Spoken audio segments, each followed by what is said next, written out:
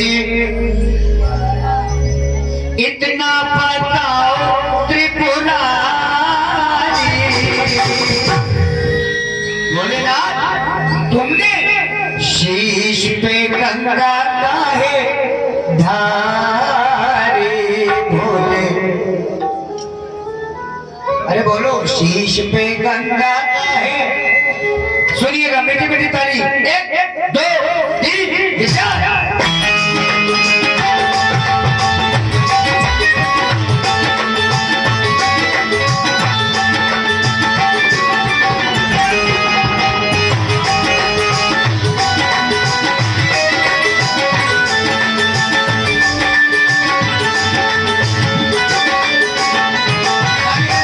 भोले से भोली भोले से भोली इतना बताओ त्रिपुरारी,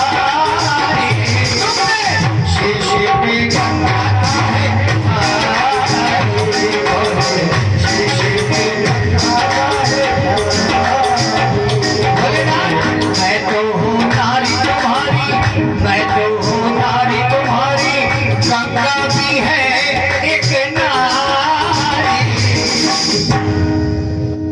मैं तो हूँ नारी तुम्हारी और गंगा भी है एक नारी। नारी भोलेनाथ शीश पे गंगा काहे धारी, शीश पे गंगा काहे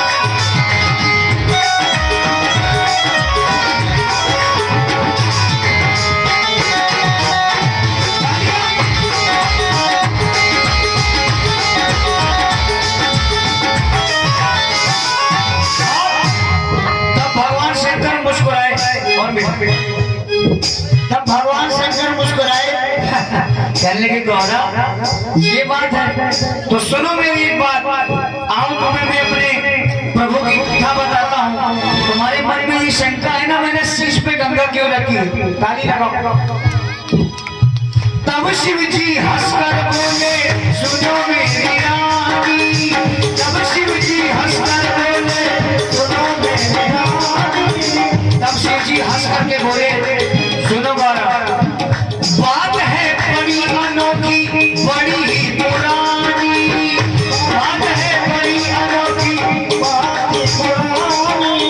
कहने लगी गौरा मेरे प्रभु की गौरा सुन लो कहानी, मेरे प्रभु की गौरा सुन लो कहानी, जिनके भजन में मगन दुनिया सारी, जिनके भजन में मगन ये दुनिया सारी सारी। गौरा उनके चरणों का सुमिरन, उनके चरणों का सुमिरन करते हैं जग के नर और नारी।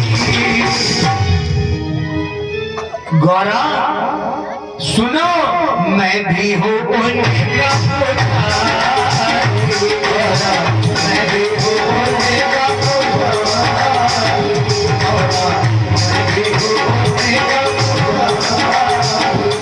भगवान शंकर ने कहा गौरा तुम्हारे मन में शंका है ना कि मैं शीश पे गंगा क्यों रखूं, सुनो जरा मीठी मीठी ताली लगाइए और सुनिएगा। ये उस समय की बात है जब राजा बलि ने तीनों लोक पर अपना परिक्रम और विजय पाली, तब भगवान ब्राह्मण बन करके आए। क्या है? बामन बामन रूप बनाया, नहीं 52 उंगल का। सुनिए जरा मीठी मीठी ताली लगाइए। बलि ने जब तीनों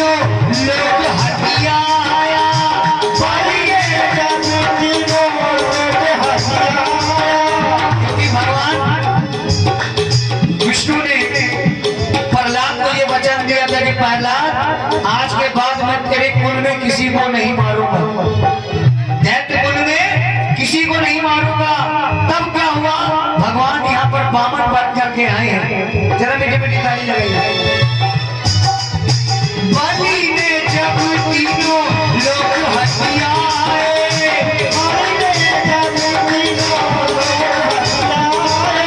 जब तीनों लोग उसके हाथ आ गए, तब प्रभु बामन रूप बनाए। जब प्रभु ने बामन रूप बनाया और राजा बलि से कहा कि मुझे वचन दो, तब भगवान ने वचन लिया। प्रभु ने वचन लिया, बलि से वचन लिया और प्रभु मुस्कुराए। वचन लिया और प्रभु मुस्कुराए। वचन लिया कि तुम मुझे वचन दो। विष्णु विष्णु विष्णु 3 बार बोला और संकल्प लिया। जब संकल्प लिया तब क्या हुआ, जब संकल्प होता है तो संकल्प बिना जल के पूर्ण नहीं माना जाता है। तब क्या हुआ, जब देखा वहां पर शुक्राचार्य जो राक्षसों के गुरु हैं, यानी बलि के गुरु हैं, तब क्या हुआ, उन्होंने देखा कि ये तो छलिया है। उन्होंने देखा ये तो, भैया सीटी क्यों मारा, सीटी नहीं मारे। तब देखा कि ये बलि के दरवाजे कोई और नहीं, ये कहीं विष्णु तो नहीं। तब क्या हुआ, जो कमंडल में जल था उस कमंडल की टोटी में जाकर, भगवान की टोटी में जाकर शुक्राचार्य बैठ गए। और जब टोटी के अंदर शुक्राचार्य बैठ गए तो टोटी से जल निकला ही नहीं। अब जब जल नहीं निकलेगा तो संकल्प कैसे होगा, तो राजा बलि कैसे संकल्प पूरा करेगा। तब क्या हुआ, बलि ने जब तीनों लोग हथियाए, तब प्रभु बामन रूप बनाए। वचन लिया और प्रभु मुस्कुराए। क्योंकि कहते हैं किसी शुभ कार्य में अगर टांग अड़ाओगे तो बहुत गड़बड़ होगा। शुक्राचार्य टोटी के अंदर बैठ गए। जब जल भगवान ने ऐसे जब बलि के हाथ में पड़ाया तो जल नहीं निकला। तब भगवान ने अपने ध्यान से देखा कि टोटी के अंदर बैठे थे उनके गुरु शुक्राचार्य। तब उन्होंने, बलि ने कहा कि प्रभु जल नहीं निकल रहा है। कहने लगे कि महाराज आप चिंता ना करो, हम तो ब्राह्मण हैं, टोटी में काई जम जाती है। भगवान ने अपने आसन से एक सीख निकाली और टोटी के अंदर जैसे ही रखा। शुक्राचार्य टोटी के अंदर से एक आंख से देख रहे थे, तो टोटी के अंदर भगवान ने जैसे सीख डाली, शुक्राचार्य जी का एक आंख अंधी हो गई, एक बल्ब फ्यूज हो गया। और शुक्राचार्य भी फल खूब पाए। तब क्या किया, प्रभु ने देखा कि संकल्प हुआ। राजा बलि ने कहा कि बस तुम्हें 3 पग जमीन चाहिए। तो कहने लगे, राजन हम तो ब्राह्मण हैं, हम संतोषी होते हैं, बस अपने पग से 3 पग धरती नापूंगा। तब भगवान ने अपना आकार बढ़ाया और कितना आकार बढ़ाया, इतने ऊंचे प्रकट हो गए भगवान कि उनके पग ब्रह्मा जी तक चले गए, ब्रह्म लोक तक के। तब क्या हुआ, और शुक्राचार्य भी फल को पाए। तब भगवान ने क्या किया, एक पग से धरती नापी, एक पग से धरती नापी, दूजी से नापी सृष्टि सारी। एक पग से धरती नापी, दूजी से नापी सृष्टि सारी। तब भगवान ने कहा, राजा बलि एक पग में तो धरती नापी, दूसरी से सारी सृष्टि, अब बता मैं तीसरा पग कहाँ धरूं। तब राजा बलि ने देखा और भगवान के हाथ जोड़े और प्रभु के चरणों में सर रखकर कहा, प्रभु तीसरा पग मेरे शीश पे रख दो। भगवान प्रसन्न हो गए। यही सब वेद कहते हैं, यही सब ग्रंथ गाते हैं, ना जाने भक्त की किस अदा पे कृपा निधि भीग जाते हैं। राजा बलि के जैसे ही वचन ये सुने भगवान छोटे से आकार में हो गए और भगवान प्रसन्न हो गए। तब क्या हुआ, एक पग से धरती नापी, एक पग से धरती नापी, दूजी से नापी सृष्टि सारी। गौरा मैं उन प्रभु का दास हूँ, इसीलिए गौरा मैं भी हूँ उनका पुजारी, मैं भी हूँ उनका पुजारी, गौरा मैं भी हूँ उनका पुजारी।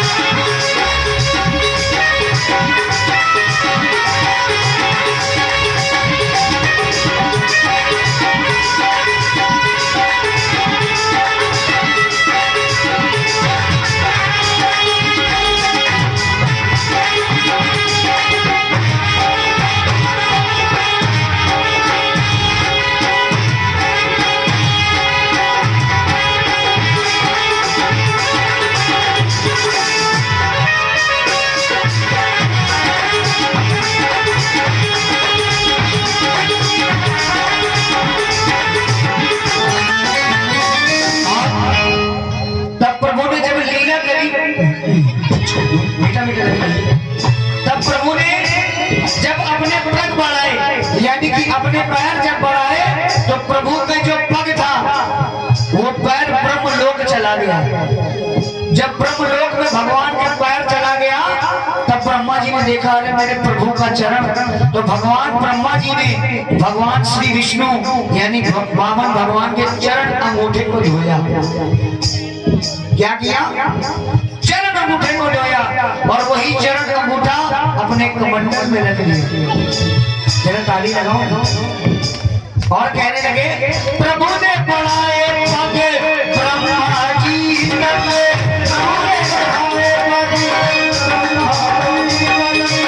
देख रही थी सारी सृष्टि एक टक।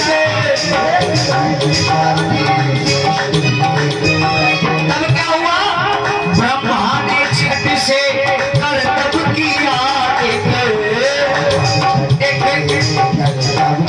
ऊपर आइए खरच में नहीं, ब्रह्मा ने छठ से करतब किया, ब्रह्मा ने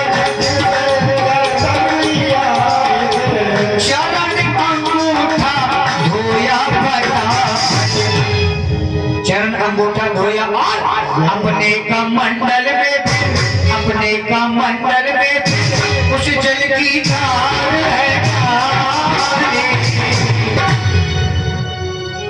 तो कहने लगे गौरव भैया भोलेनाथ अच्छा, तो ये आपके प्रभु के चरणों का जल है? तो कहने लगे बस बस बस भोलेनाथ अब रहने दो, अब आज से भोलेनाथ आप ही नहीं मैं भी, हम दोनों बनेंगे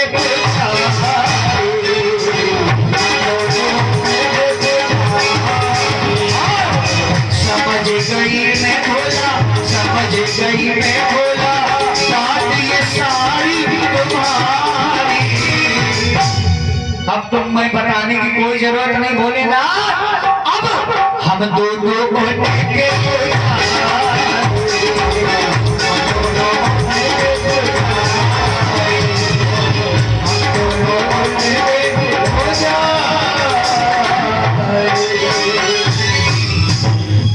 इसीलिए भगवान के चरण अंगूठे से गंगा जी की उत्पत्ति हुई है। इसीलिए गंगा जी को त्रिपद गामिनी कहा जाता है। माँ गंगा स्वर्ग में भी बहती है, पृथ्वी में भी बहती है और पाताल लोक में भी बहती है। और आपने क्या बताया था, गंगा जी भागीरथ ने अपने पितरों की मुक्ति के लिए गंगा जी को और बुलाया था, और गंगा जी का वेग कोई संभाल नहीं पा रहा था। चाहते तो भगवान शंकर किसी कमंडल में रख सकते थे, लेकिन भगवान शंकर ने अपने शीश पे इसलिए रखा क्योंकि भगवान ने कहा ये मेरे प्रभु के चरणों का जल है, ये मैं शीश पे रखूंगा। इसीलिए एक बार जरा दोनों हाथ उठाकर जयकार लगाइए, बोलो गंगा मैया की।